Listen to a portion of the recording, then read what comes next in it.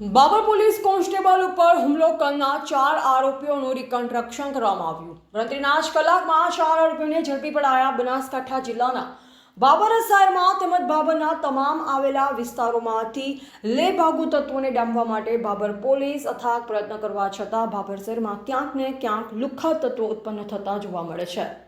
બાબરમાં જૂના bus station ઉપર ગત શનિવાર રક્ષાબંધનની સાંજે નગરપાલિકામાં કામ કરતો જીબીના એક કર્મચારી સાથે કેટલાક શખ્સો મારામારી કરતા હતા. ત્યારે ત્યાંથી પસાર થતા એક પોલીસ કર્મચારી છોડાવવા વચ્ચે જતા તેમને પણ માર મારી 2 મોબાઈલ ફોન લૂંટી લીધા અને એક મોબાઈલ તોડી નાખ્યો હતો.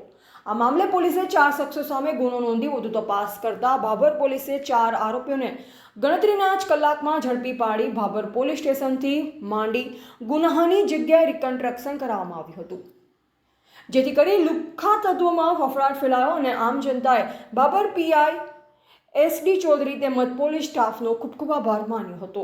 ધ ગુજરાત લાઈવ ન્યૂઝ સાથે સુનિલભાઈ ગોકલાણી, બાબર, બનાસકાંઠા.